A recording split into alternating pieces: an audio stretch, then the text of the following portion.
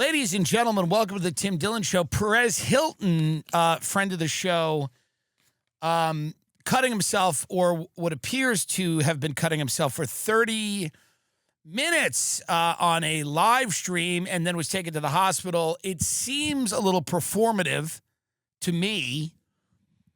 Is it real blood? It feels like paint. It looks like I don't know. Maybe it's real blood. It's so hard to know. I don't want to get duped. I don't want to get duped again. I don't want to get duped again by someone trying to kill themselves on live for 30 minutes and then have it be paint. My dad tells a great story of a homeless man in New York City who would put ketchup on his clothing so he looked like he was wounded. And then people would give that guy money. But my dad said some people started to smell that it was ketchup. My dad's also a liar and full of shit, so I don't know. But that's what I'm saying here. If Perez Hilton, who was a gossip blogger from like the 2000s, if that guy is covered in paint and he's putting on a show, and then, if you want to check out, folks, you could check out anytime you want. That's the reality. If you want to go, you can go. I'm not saying you should go. Obviously, probably a lot of people listening to this are thinking, should I go? Should I not go? And I'm not talking to you. Don't do that. Don't put that on me. I'm just saying the performative is not for me. You know what I mean? Like, if he wanted to kill himself, he would be dead. And is that him? Is this him? Is this a picture of him now? No, I'll pull one up. Now, has he spoken out since this? I don't think so. I'll tell you right now, early August is when the real ghouls come out in the summer. I'll tell you, this is when, there he is. That's a photo of him. And I just, I wish him well. He has children. I feel like that's not a great idea. I mean, just, not trying to be too judgmental. But whether he is actually cutting himself or it's fake, I still feel like it's a bad idea for the kids. Even if it's fake. Like, even if they're like, Daddy, what are you doing? And he goes, shh, I'm imitating this Ariana Grande thing. And they're like, Daddy, are you hurt? And he's like, no, it's fake blood. I'm not doing a lot of the cuts are surface and they're fake. Don't worry about it. Even that, I think, not good for the kids. Even if it's pretend, I don't think the kids should be witnessing it. Well, what are you going to do? That's a story. That's a legitimate story, and you're going to see more of it. You'll see more of it, and you're going to have this will be a theme. Is that person actually mutilating themselves, or is this fake? Are we getting duped? I'm telling you right now, I'm not dead yet, quote Hilton said during the broadcast. He also said, I want to be dead, and threatened to provoke police into fatally shooting him. I hope the cops shoot me to death, Hilton said. I'm going to tell them I'm going to hurt them. The live stream was later taken down by Tik Tok. It is funny to be on live, because what are the viewers supposed to respond with? How are they supposed to handle that? I'm going to try to provoke the cops into shooting me. Okay. What are we supposed to do in that situation? Send you money? How do we get you out of that? Hey, man, do whatever you want. Do whatever you want. This guy's clearly having mental issues. I'm not a doctor, but I'll tell you this. He's having mental issues, and I don't know if right now he's being a good father. I'm asking. I'm my parents, were not ideal, but they never did this. If you're mutilating yourself on live stream, are you a good father? There's probably an argument here. His children should be taken away. I'm not And I never like to talk like this. You know that. I believe in the family. It's the foundational building block of our society. But I do think if you were saying, I hope the cops shoot me to death, quote, I'm going to tell them I'm going to hurt them. Mutilating yourself on live stream while discussing how you are going to trick the cops into shooting you to death feels like the kids should be taken away from him. Maybe they already have been. I don't think so, but I do think this is a good argument to take the kids away. Perez Hilton was a deeply cruel person who outed a lot of celebrities, made them, shamed people, would draw penises in people's mouths in the early 2000s internet, 2006, 7, 8, 9, 10 or whatever. He was kind of a, provocateur, certainly, and he hurt a lot of people. And I think that he's regrets some of that and has moved to Miami and has become a family man. But in this video, he is seen cutting himself and trying to get the cops to kill him. So it does seem like he... Can we listen to some of this, please?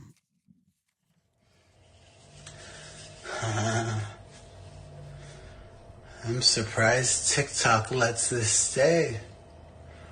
Fuck you, TikTok. Yeah.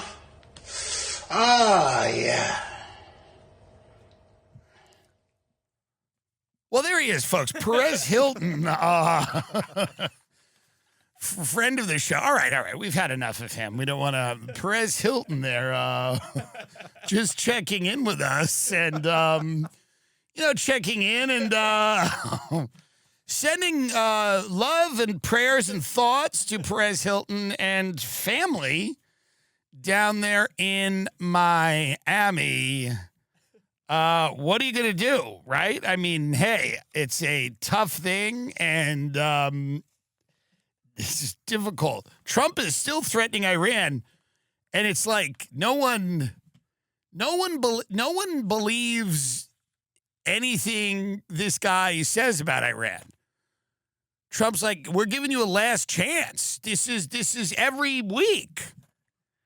He goes, it's the last chance to make a deal before the decapitation starts, or whatever the hell he's saying. Hold on, let's watch a little bit of this here. Tonight, President Trump insisting the threat of a massive U.S. strike has Iran back at the negotiating table. They called me, and they said, please don't attack, we'll make a deal. The price of oil plunging on the news, despite continued Iranian attacks on commercial ships in the Strait of Hormuz through the weekend. Iran previously broke a ceasefire it signed in June, saying it would not attack those ships. But now the president saying the vital shipping lane... By the way, let's just stop this for a minute. We just can't go to war anymore. I mean, we've lost that. We got to get back to the entertainment because we had that, and then it was because the whole thing. We were like, hey, we can entertain you, also we can kill you, but I don't know if we can do the second one anymore. So we have to get back to being really entertaining as a country. It's the only way out of this. Truly, it's the only way out of this is to be incredibly entertaining now. No more bullshit. We cannot win any wars. We have to just fucking boom. I'm talking about a American Idol on steroids search for the most talented people in our country. We got to start putting them out and front and center and getting people on board again with our level of talent because we're wasting everyone's time. We can't win this war. It's deeply shameful. It's deeply embarrassing. It's a real morale killer. So what we need to do is go back to the old school America where we won you over by being entertaining and cool because we just don't have it anymore to win these wars. We can't do it. We keep threatening this country. We're going to kill you. We're going to blow you to bits. We're going to bomb your energy infrastructure. We'll fucking, it will turn you to dust. I mean, with like biblical threats, like you'll be a pillar of salt. It's just threat after threat after threat. Nothing happens. And it's really demoralizing. Like you're like, well, all we could do is talk and bluff, and they know we're bluffing, and we're like, we'll fucking attack the energy infrastructure. We'll invade Carg Island. We'll put boots on the ground. You have no idea what's coming. And then I guess there's a negotiation, and we're gonna have a deal, and then there's a deal, and then that doesn't happen, and the whole thing's become like a big waste of time. This isn't the way we're gonna do it anymore. We need to be insanely entertaining now. Like to a point where like we've got to get it back. We got to go back to like the Wizard of Oz. We got to go back to like the classics. Like we got to start pumping out summer blockbusters, boy bands, fucking pop stars. Like we got to go hard. It's true. We got to, this is all we got left. We clearly can't win this war. So we got to just go back to what made us great, which was that people really liked us. They were like, yes, they're bombing us, and yes, they're torturing us, but their music is catchy, their TV is good, their movies are good. You know, I mean, that's what we have to do. Let's watch a little bit more of this. But I mean, everyone in this room with him looks like no one believes this. We're talking about the strait, the opening of the strait, having it open literally by tomorrow, completely open. And that's phase one. The denuclearization of Iran has to happen. And that'll be the second phase. Iran is denying any talks with the US are happening. Yeah, all as the whole- President Trump pulls back Yeah. from massive strikes he said would involve Israel. Here's the thing. We can't win. And anybody who knows anything about this has come out and said we can't really win. And we just can't win. Like, there's no way to win, really. So everything we do now is just kind of like some form of saving face. Like, we're just trying to be like, you don't know what if we wanted to do it, we could do things you wouldn't even believe if we want. But we really can't, which is why we keep threatening them and then backing off, because we know that, like, it's not going to work. This isn't going to, like, turn the tide if we start doing this stuff. It could potentially get worse for us. So we're going to have to run away like cowards. I mean, that's the only thing we can do. Sorry. I know that people don't want to hear that, but that's literally the only thing we have to do is run away. Run away. Run away. We got to go. We got to go. Didn't work. It's a shameful summer defeat. Sorry. I didn't do it, but it's what it is. It's a shameful, deeply demoralizing summer defeat. You are being led off the field by your parents, and they are disgusted by you. You have thrown the game. The pressure was on, and you blew it. You blew it in front of the whole town, and it's over. It's what it is. Sorry. Listen, by the way, I've for many, many years in my life, I was a complete loser, and there's a way to do it with style. You can be a loser with style. That's the American promise. We lost. We'll do it with style. Let's gracefully bow out and cowardly run away with grace, with dignity, with style, class. I talk about Ethos all the time because people need life insurance, and it makes getting it fast and easy, and it's 100% online. You can get a quote in seconds, apply in minutes, and get the same-day coverage. There's no medical exam. You just answer a few simple health questions. You can get up to $3 million in coverage. Some policies are as low as $30 a month. You'll get your lowest rate from their network of trusted carriers. Ethos has 4.8 out of 5 stars on Trustpilot with over 4,000 reviews. So recently, I lost a family or a friend. And here's what happened. This is a crazy story. Recently, my friend's husband, we didn't know him well. but he was a nice man. When you went to the house, he was always at the grill. He's one of those guys. Burgers, burgers up. You want a dog? That was his. Steaks, that was his thing. Steaks, burgers, hot dogs. He would just say that over and over again. He had no identity as a person. He was just, even in the cold winter, steaks. You want a burger? Sometimes no one would be there and he would still say it. Steaks. You want a dog or a burger? How about one of each? But there was something wrong with him, deeply wrong with him. And people started to realize that. People started to realize that because he was suffering. He was suffering. And one day the grill blew up and killed him. He's dead now.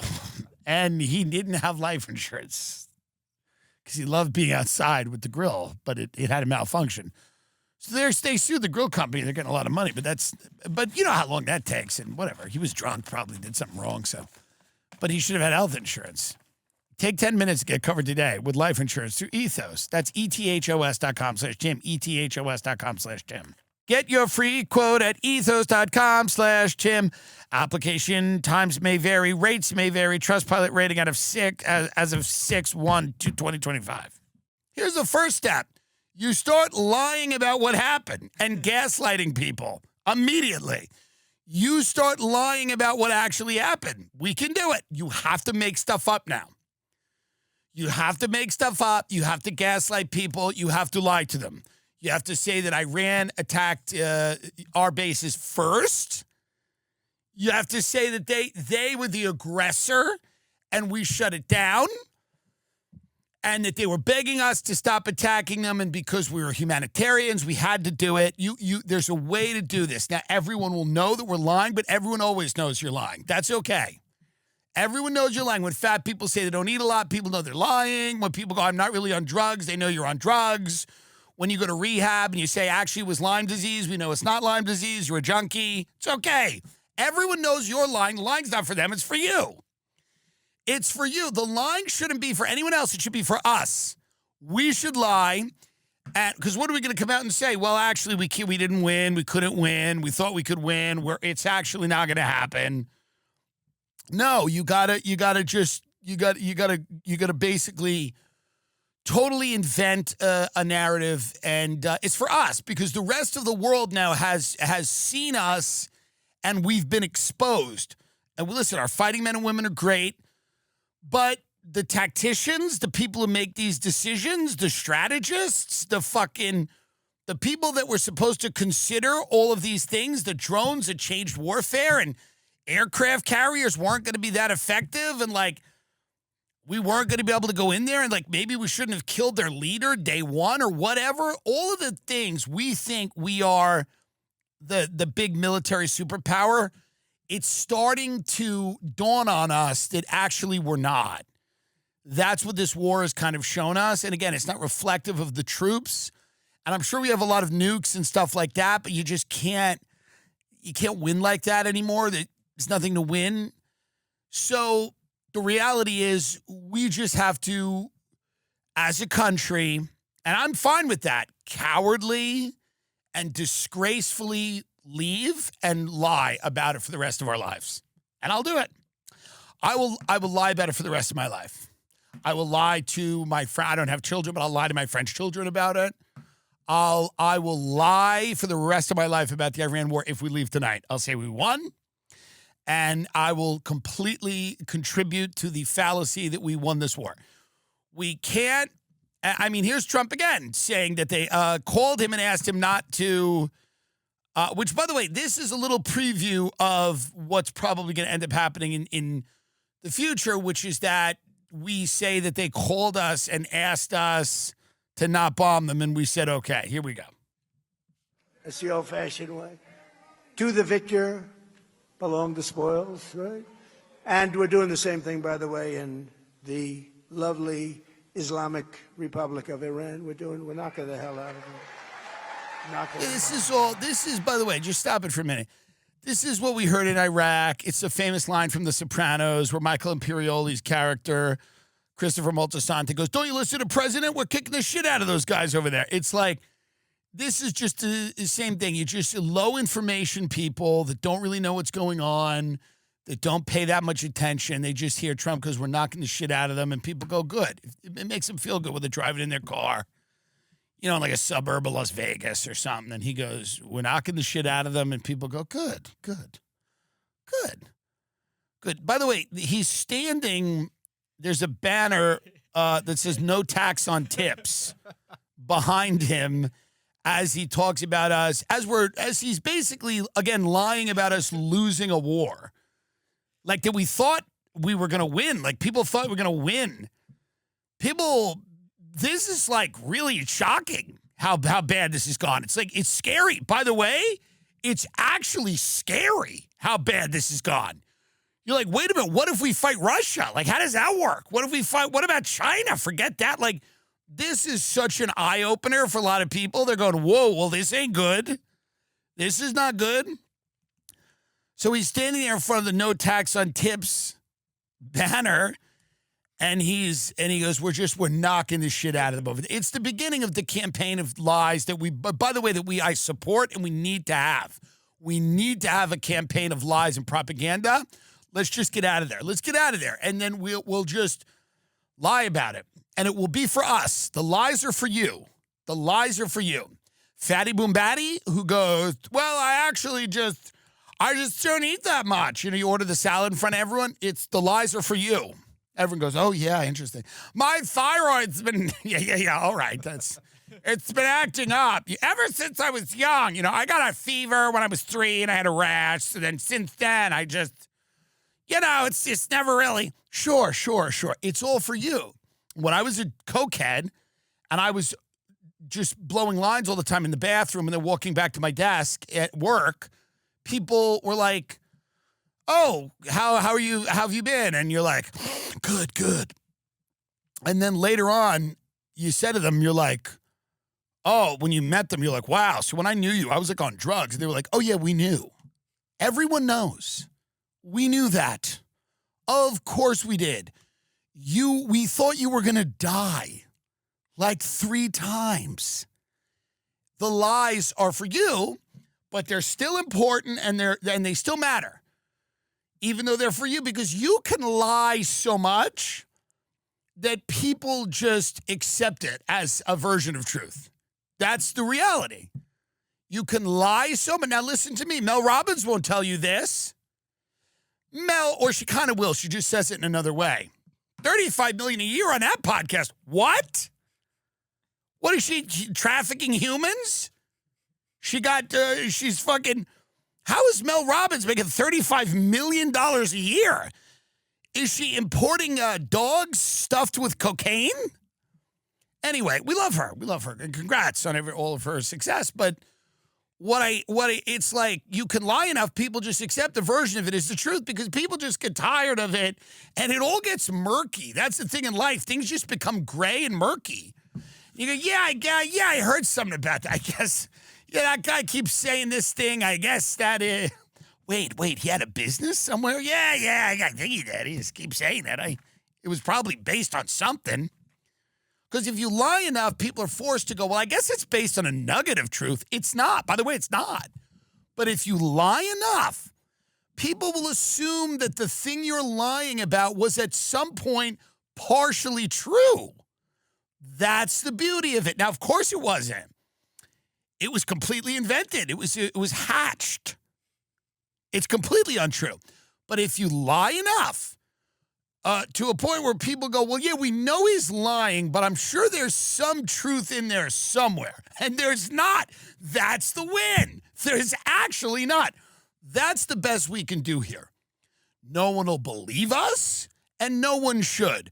But if we lie about this enough, someone in the future will go, I guess there was some nugget of truth there.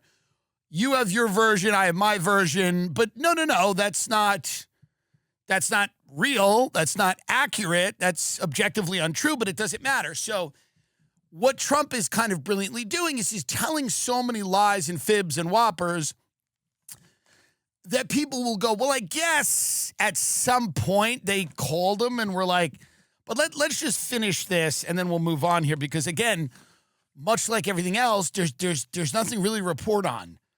So in terms of like, you know, now we're recording this Wednesday because it's Saturday morning. So in the next 48 hours, we usually record Friday, but this week we have things to do that I have to leave town. So here's the deal. If something goes crazy in the next 48 hours, we'll add an addendum. But pretty much it's been the same shit for months. So let's just finish up here. This is our president updating us on the Iran war. I'd rather make a deal because I don't want to kill people. I do not want to kill people. You do. But at some point we were set for the biggest attack of any attack, and we've hit them very hard for the last few months. But we were all set for the biggest attack since World War II. And they called me and they said, please don't do it. Let's talk. And then they said, we never said that. You know what? The fake news knows they did say that. But we are talking. Let's see what happens. But they respect us. They respect us. It's been 47 years. By the way, I wish we could isolate. I wonder what the people in the crowd are shouting. I wish we could always have that isolated audio. Like, what are the people in the crowd shouting? You got to remember that the people that are still showing up to see him live are deranged. Like, this is the fans that you have at the end of your career. They're deranged. This isn't like the fans that you get in the beginning or middle of your career or in your prime when everyone seems to be your fan. This is at the very end of your career. There's a core group of people that are left, and they're deranged, and they're sick, and this has become their life. The people that are still showing up to see him live, unless there's some kid that got dragged there, but the people that are still showing up to see him live, he's just become their life now.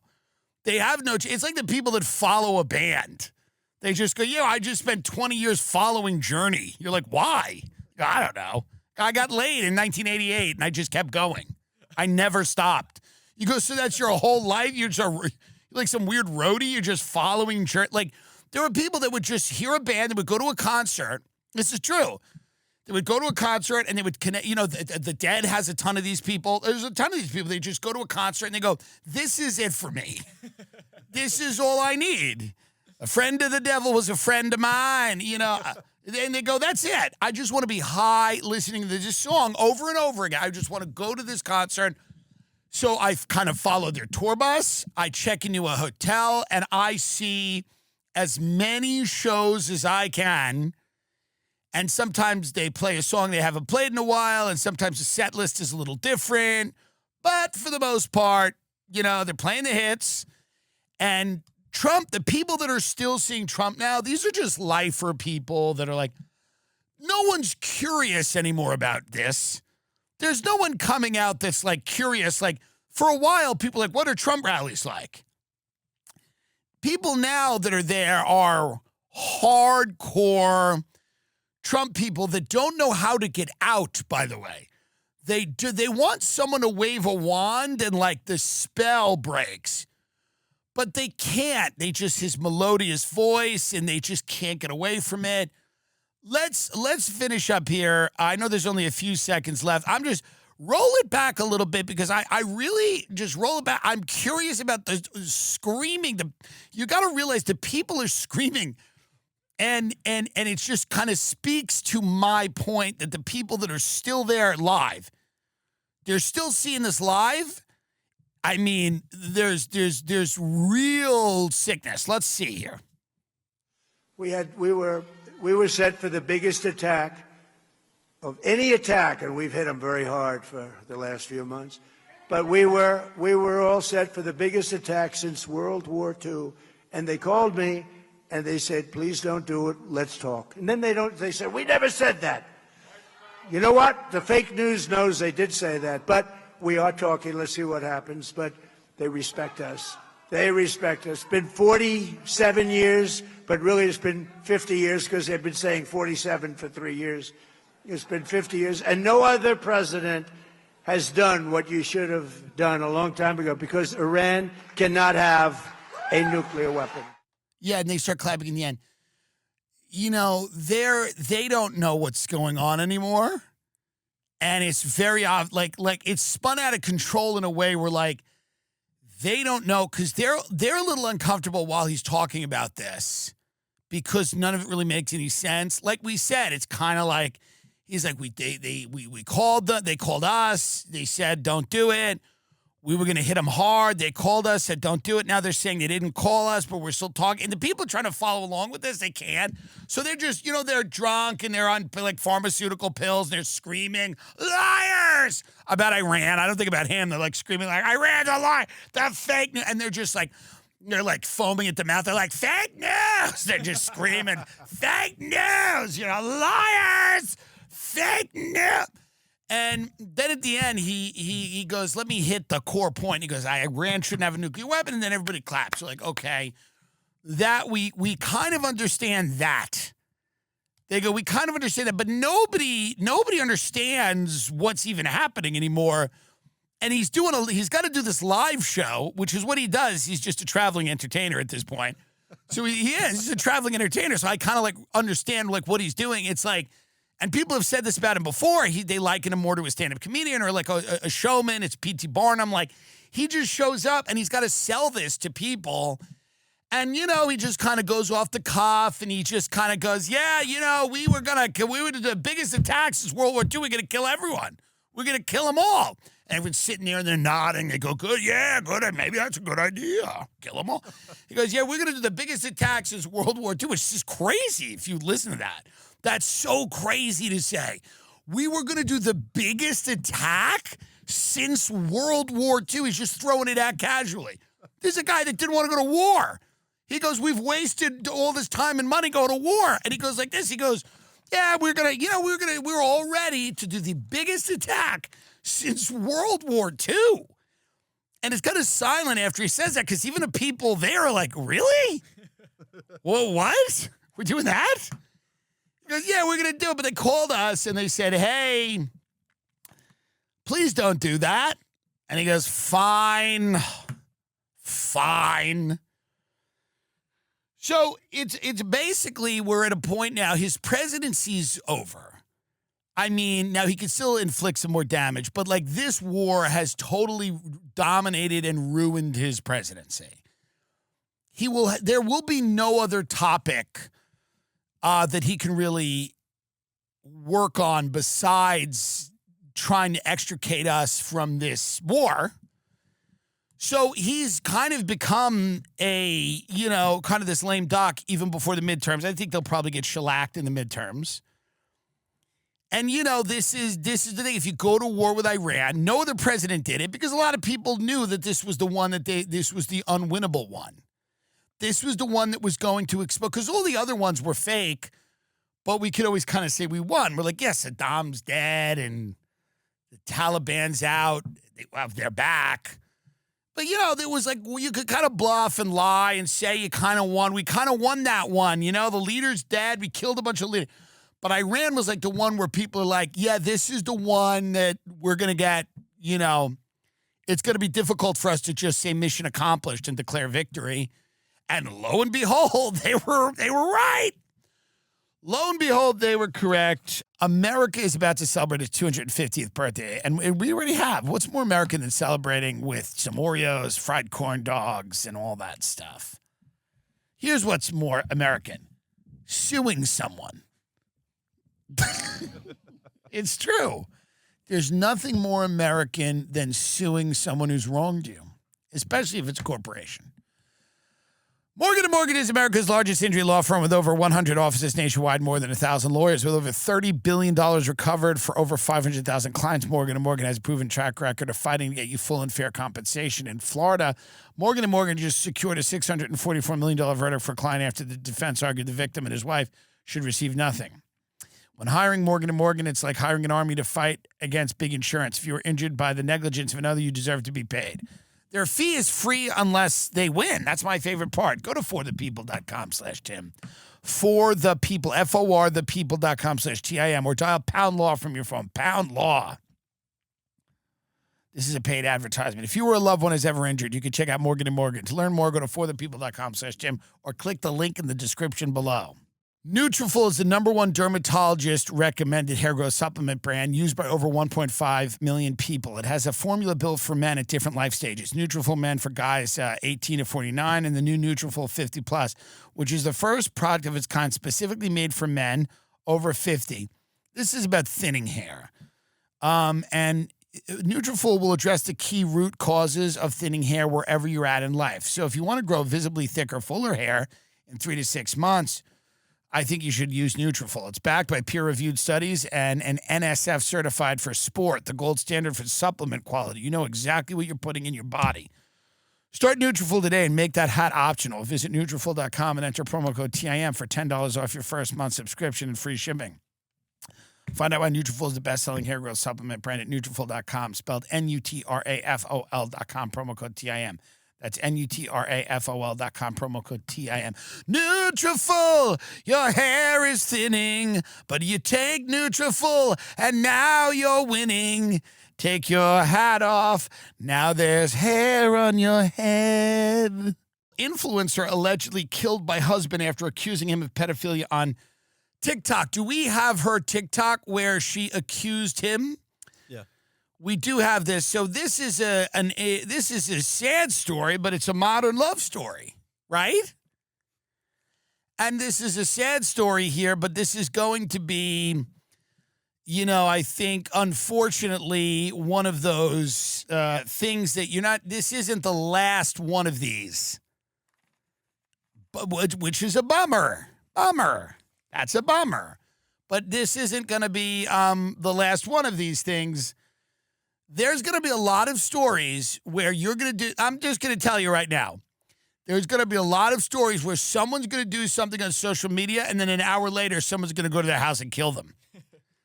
That's going to be like a big trend. Trending topic. Hey, hashtag. Here's what's going to happen. Someone's going to do something on social media, and then an hour later, their body's going to be found. That's coming. Because it'll be the last straw. It'll be the last straw. Somebody's going to they're going to see something you did on social media, and then they're going to go, this is the last straw for me. I am coming to your house, and I'm going to kill you. And we don't love that, but that's what's going to happen. Because here's what social media is no longer fun, by the way. I don't know if you've been on the internet recently. Social media is no longer like a hoot. It's not fun. It's not really that fun anymore, social media. It's not social. It's not fun. Anyone meeting any new friends? Anyone having any goofs on social media? No. Social media is now in its final phase, which is how to get people killed as quickly as possible. Nobody's excited to go on social media. Nobody wakes up and goes on their phone and they're like, hooray, I'm on the phone. Social media consists of like a few different like columns of social media. There is the political, which is a big one, okay? There is the influencer column, which is another one that is very big, which is people that are hawking products, services, things like that, everything you can imagine. There is the fitness social media, which is a lot of like, it's also like weirdly, that's also political, a little bit of the men's rights stuff. They go in these are buckets. These are the social media buckets. You've got politics. You've got influencers. A lot of it's food. The majority of it's food. These are the top 10 restaurants in the West Village. You know what I mean? Like, it's like that's what a lot of that is. Like, obviously, there's beauty products. There's other things. There's travel influencers. If you want to go to Mallorca, this is how to do it on less than $30 a day. Suck cock or whatever. You know what I mean? Like I sucked a cock and was able to stay at a man's chateau for free.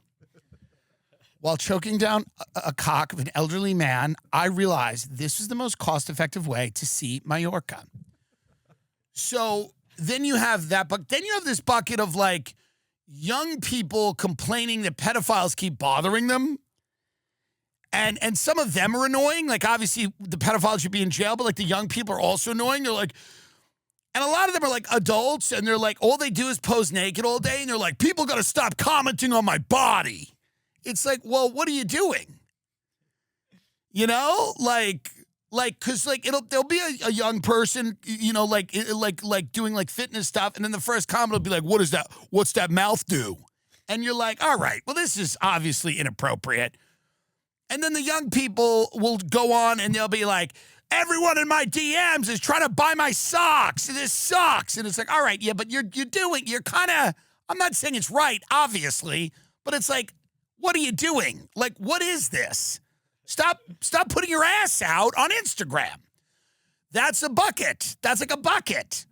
Another bucket of social media is the, like, angry mom bucket, where you go, it's a mom. I bet the mom's happy. Oh, no, they're not. That's not a happy mom. That mom is pissed. And it's a mom who is angry. It's an angry mom. She's pissed, and she doesn't like it. And sometimes she'll be going off on someone that wronged her at the rec center pool or something. I don't know, but it's just so what I mean to say here is that social media, for whatever it was intended for, this is not like a fun thing anymore for anyone. No one's like excited about, like, nobody's on it being really, really like pumped about being on it. Everybody's kind of like, people just don't, it's like us with the Iran war. You just don't know how to get out of it. You're like, how do I get out of it? How do I get out of it? It's hard to get out of. But nobody's excited anymore about it. It's not like, you're not discovering cool new things. You know? That's what it is. It's like, it's become a kind of hellscape of all these different, like, genres of social media. And then there'll be, like, the nicest thing on it will be, like, someone who sings well. The nicest thing on it will be, like, someone who's, like, disabled and 800 pounds but is a beautiful singer. That's, like, the nicest thing on social media. That's the nicest thing on social media is, like, someone in a wheelchair on oxygen. They will push up to a mic, and they will take away their mask, and they'll be like, I can show you the world shining. And everyone starts clapping, and they're like, wow. And then they sing the song and die immediately. And they're like, hooray. And then they die, and everyone clap. Like, that's the nicest thing is, like people that have problems singing a pretty song. That's the nicest thing you'll find is, like, people that have had a rough go of it singing a pretty song. But now let's watch this story, because this is really what it's becoming, where people are using social media as a way to kill their ex. Take it away. To a shocking case out of Oklahoma, where a mother was allegedly killed by her estranged husband after she jumped on a TikTok trend. Preparing for when Netflix drops a documentary about my soon-to-be ex-husband, who I just found out is a pedophile. Whoa, she's throwing out. Interesting. All right, so that is Sarah Gilson there accusing her husband of being a pedophile to more than 30,000 followers. The post is part of a social media trend that mimics Netflix documentaries. It's part of a social media trend called My Husband's a Pedophile. It's a new TikTok trend. No, you're right. Documentaries as people pretend to sit for an interview. After posting this, Gilson was dead, shot by her husband, Jeremiah Duffy, according to police. He then took his own life. Gilson had been granted an emergency protective order against Duffy in June after he was accused of molesting a minor. We'll stay on top of this story and bring you any updates as they come in. All right. Well, but listen, here's the deal. You know, this is what is going to happen, and it's going to happen more and more frequently because I was around for the beginning of social media. And the beginning of social media was like, you could go back to like MySpace. I wasn't really on MySpace. You could go all the way back, MySpace and Friendster or whatever, but I'm talking more about Facebook, early Twitter, early Instagram. Facebook was the beginning of social media for most people. And it was a way for you to kind of reconnect with people you went to school with. You could share certain things about your life. It wasn't algorithmically driven, so you just put stuff out there and then people kind of commented on it. And then, people interacted with your posts. And you got random people, but you had to add them as friends. You could remove them if you wanted to, whatever. You can still do that, obviously. But it wasn't like you didn't go on it and feel like you were being programmed. And you would get angry. You would be angry because you'd read things you disagreed with, but you knew who wrote them. You knew, so you could be like, well, she's a bitch.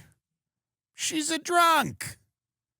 Her and her fat husband can fuck off. There was something nice about that. There was something nice about being able to look at the pictures of the people you disagreed with and go, fuck you. Fuck you and your boat. Whatever. Shitty boat. Like, there was a familiarity to it in the beginning. It wasn't all sunshine and roses, but there was something about it that made a little more sense. It was sort of like something that you could understand, even though the effects of it were not always good. You could understand it. You could contextualize it. It had some.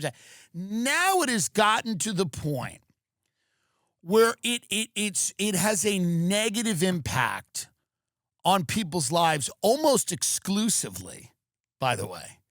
Like a negative impact on people's lives almost exclusively. Yes, there are some nice stories of whatever, but it's people, hawking courses to learn how to drop ship. You could be a better businessman, smash your face with the hammer, take these drugs. You'll look better. If you get hotter, your life's better, blah, blah, blah. Or it's somebody who's telling you where you should go to eat or where you should go on vacation, and then you feel like shit because you can't afford those things. Or it's somebody who pisses you off with a political opinion, or it's somebody who tells you that you should actually take another look at whatever historical event. All of it now predominantly is very little of it is useful. Very little of it is actually useful, and it's very hard to connect it, the benefits of it to your life, unless you want to go insane, unless you go, I want to go insane. And then you go, well, this makes a lot of sense. Watching a blogger from the 2000s cut himself for 30 minutes. Nobody even, what? The benefits of this are not too apparent anymore. So what you're going to see, more of is probably people cut it out of their lives, or it's going to you're going to see a lot more of this. You're going to see a lot more people getting killed. Georgia family losing their generational home to make way for an AI data center. I got to be honest with you. Let's talk about this because the data centers are coming, and a lot of these families, I just don't have the patience for these families. They keep going, oh, the water in my house is brown. My home is being taken.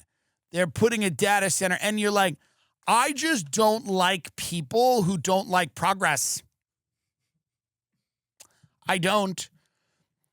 And there's nothing more apparent than the benefits to me of a large data center that consumes most of the energy in the area and uses it to power artificial intelligence to do all of the jobs that people used to do.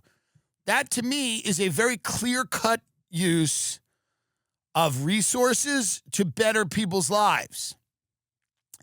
And it bothers me that there are people out there that are very sick that, for whatever reason, are afraid of progress and they are not on board with this, and they are shaking their fist at the sky, very get off my lawn energy. And they say, we want water, and we want energy, and we want jobs. And I'm here to tell you that that is the old way of life. Water, energy, and jobs are the old way of life. You don't get that. We can't give you the water and the energy. How are we going to run the data center? The data center is the new thing. It's going to power the future of America are these data centers. Now, here's what's going to happen. We're going to have a lot of homegrown terrorists. Now, the FBI already probably watches the show. Now, they're really going to watch it. And I'm not, let me say this right now. I am not for this. Let me say it clear. I'm not for this at all, but I can imagine a world where we have homegrown terrorists that start to attack these data centers. It's kind of already starting to happen, but I can certainly imagine a world where we see more and more of this as people resist their own extermination, which I'm not for. I'm not for people resisting their own extermination. Let me be very clear to the federal government. I believe people should silently become extinct and not bother anybody. I am not for people trying to fight their own extermination. They should walk into extinction quietly and gracefully and with dignity. So I'm saying this for the federal government right now. I'm telling this right now for JD and Teal and the whole gang, the whole kit and caboodle. Would never want to see a beautiful data center maimed by any of these sick people. I believe people need to accept their fate, accept the reality of where we are, that they are simply not needed. Their right to life, blah, whatever that even is, their right to exist, their right to autonomy, their right to freedom, their right to water or whatever. What even is that? Is water in the Constitution? I think not. And thou shalt, or whatever, the 10, commandments. Thou shalt have water. No. The Bill of Rights, you have the right to water? I think not. So here's the deal. I could imagine a world in which people start attacking these data centers because they resist their own extinction. Now, I don't want that world. I don't want that world. I want a world like all the tech people. I believe that the best way forward is to exterminate the human race. I believe that's the only thing we can do. And I understand there's questions about that. I get it. I understand that there's questions about the pace of that, the timing of it. Totally. And those are fair questions. It's fair to ask those questions. When am I out of here? Very fair. I support everyone as long as those questions don't become like some weird justification to resist the inevitability that you are leaving the planet. That's all. You have to accept that. And that's what the tech people have said. And they've been, and let's be honest, they've been pretty open about that. And I think we owe them the respect because they're pretty open. They go, listen, we don't know how and when, but the reality is you're not needed anymore. We don't need you. We don't like you. We don't like your customs and traditions and little religions, your families, your children. We don't need any of it.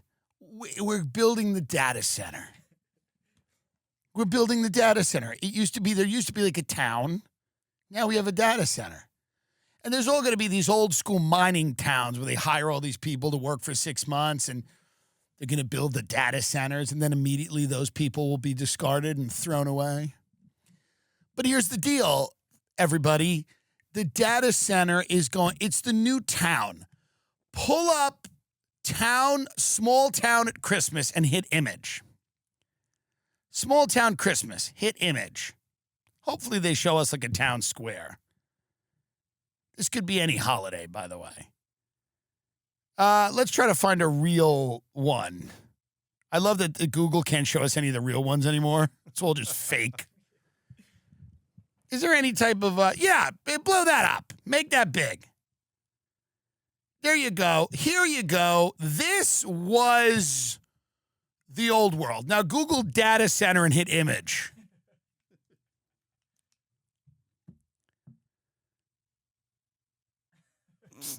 Show us the big data center. Show us that. Make that big. That's the new world. You got to get on board. You saw the old world. Now this is the new world. That's the old world. Carriages, people in the street, buildings lit up, people making mirth and merriment, drinking, eating. Now show us the new world. Data. Data. Information. Data. AI. So now we're going to watch this news story, but there's some very sick people in our country that want to resist the data centers, and they want clean water, and they don't want to be put in some type of encampment. And this is wrong. It's wrong. This is wrong. I do believe that there's no reason that people should view their humanity as a permanent fixture of their time here. That's crazy. Yes, you're a human for now. You are here today and tomorrow. Whether you get to exist in the future, what business is that of yours? Relax. We're still figuring it out. Let's take CBS Mornings here. Now, these people know. They're on. This is Barry's network, Barry Weiss.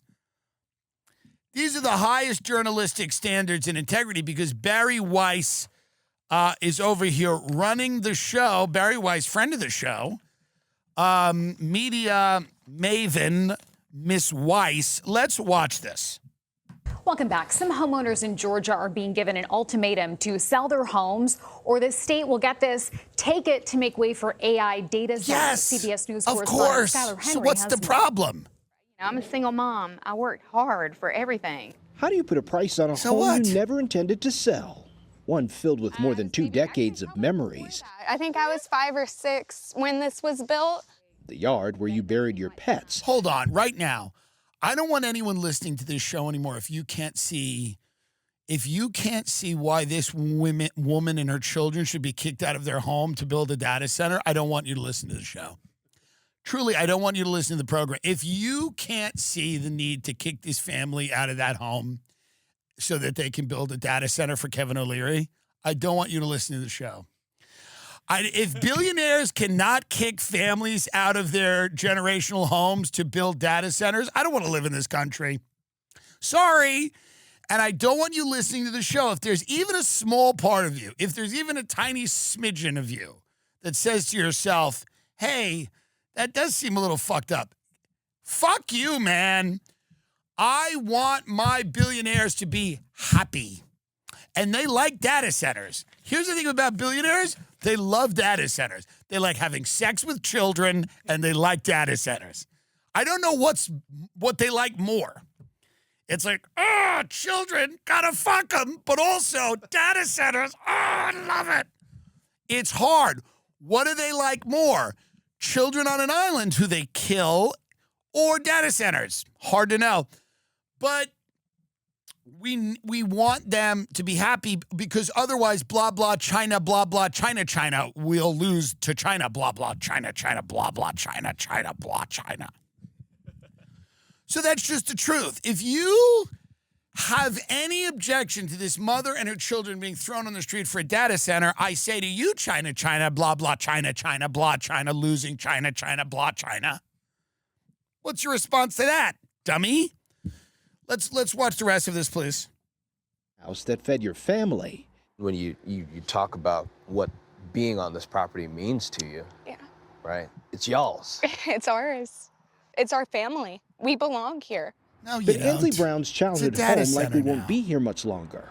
That's because the state's largest utility, Georgia Power, says it needs the area to make way for a 35-mile-long transmission line. Yes. Georgia Power has been here for as long as Ansley's mother has owned this property. It's just beyond the tree line.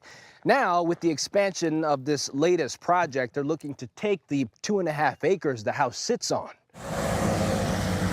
Georgia Power says increasing demand has outpaced the capacity of its existing grid, and building a new transmission line requires acquiring more than 300 parcels of land, including residential properties. What did your mom tell you she wanted for this property to be? Generational wealth, true generational wealth was the idea. Well, hold on, honey. Slow down. Slow it down. Generational wealth. Hold on. Maybe they're the greedy ones. Are they the greedy ones? Are they the greedy ones? Are these people the greedy ones? And are the billionaires good? In a world where moral questions are complicated, billionaires are greedy, but so are the people in Georgia. In a world where decisions are made based on information. All right, so let's keep listening to her. Maybe she makes a good argument here, because her argument is this so far: I don't want to be thrown in the street for a data center. Keep going. Georgia Power estimates 70 to 80% of the power on this new line is expected to help serve data centers. It says the remaining 20 to 30% of power will serve the state's growing residential and commercial demand. Georgia Power told us that they feel as if they've done this process responsibly. Yes. What would you say to that? I disagree. You can't tear down 35 miles of rural Georgia and it not hurt something or somebody. And to say that you're doing it in the name of data centers is a slap in the face to us, our community, our animals. Brown's mother... Hold on for a minute. Can you stop? I don't love her attitude. I don't love her attitude. I just don't love her attitude. I'm trying to understand her point of view. It's very difficult. Should we not have the data center? Well, what about China? What if China wins this AI race? I don't get it. Like, I'm trying to wrap my head around what her point is. I'm supposed to care that she has a greenhouse? We're fighting China. So I guess the point is that I know it's sad that you have to leave, but, like, people want data centers. People really like AI, you know, especially if they have money. People without money don't like AI, but these people with money think it's going to be great.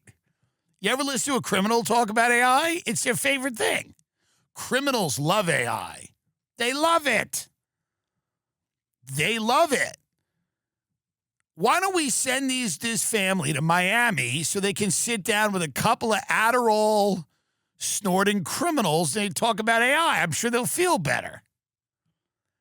Don't they understand that they should be using AI to build their personal brand?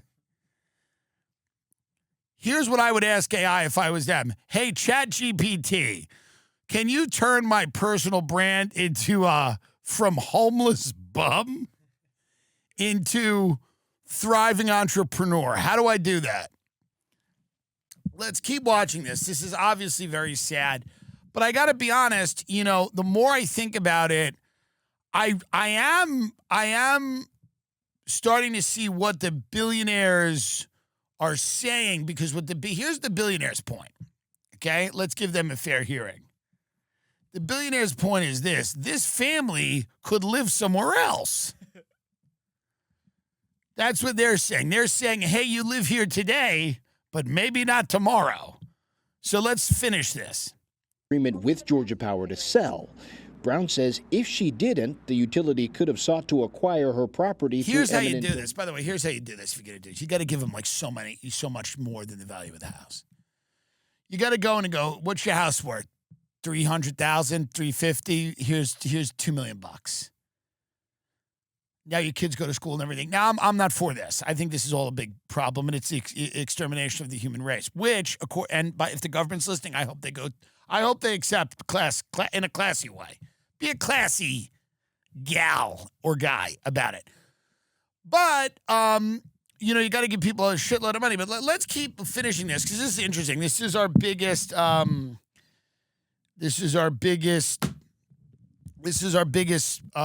Historic thing. Could have sought to acquire her property through eminent domain, a legal process that allows private property to be taken with compensation for projects determined to serve a public purpose.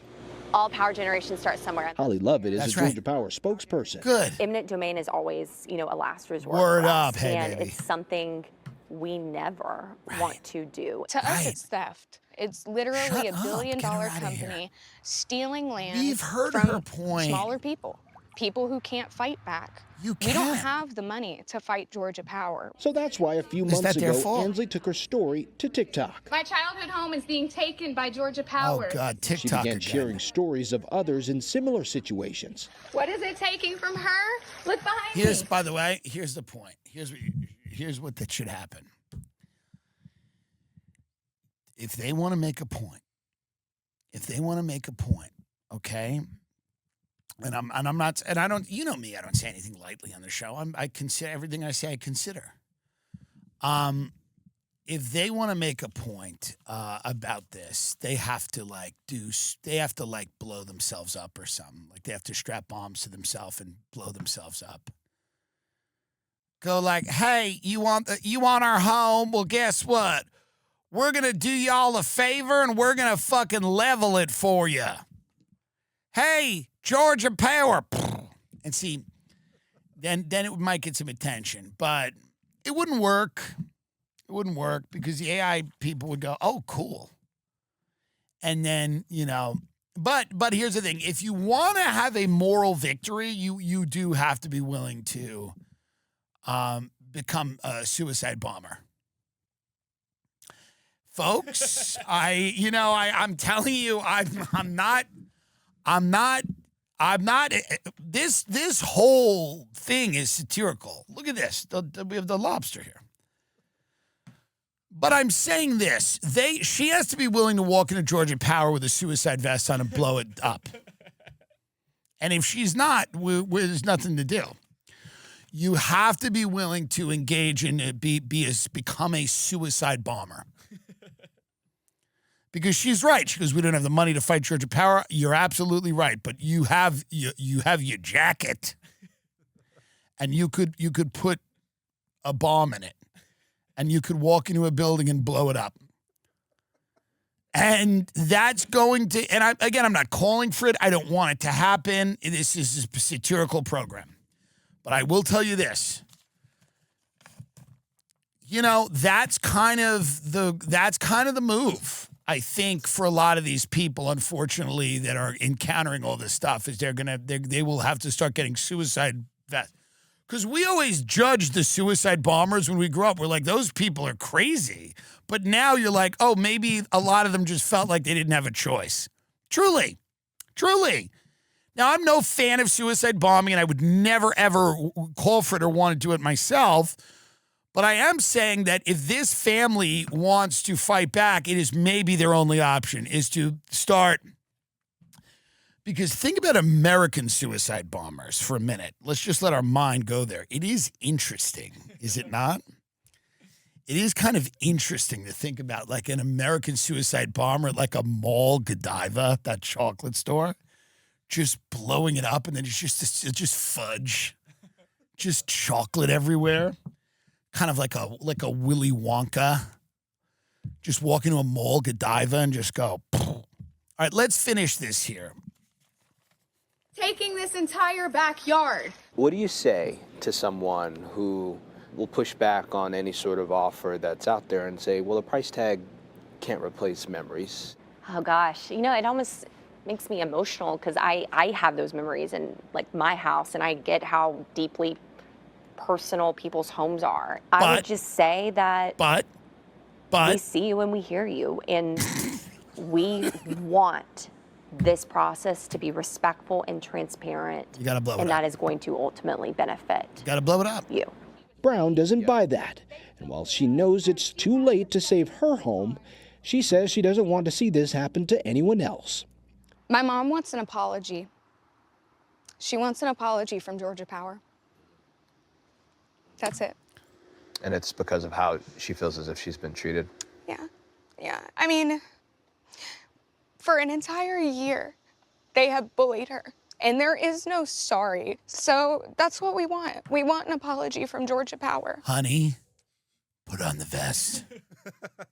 Baby cakes. You're not getting an apology. Put on the vest. Walk in to Georgia Power with that woman who just did that interview. And that woman who just did that interview and say, I've been thinking about it. And I want to come in and I wanted an apology from you, but I actually want to give you an apology. I understand that you're in a tough position, and I understand that you're just doing your job, and I want to tell you from the bottom of my heart, I'm just doing mine. And then the woman's going to look at her and say, thank you for understanding. You know? And then you just look at her and you go, Inshallah.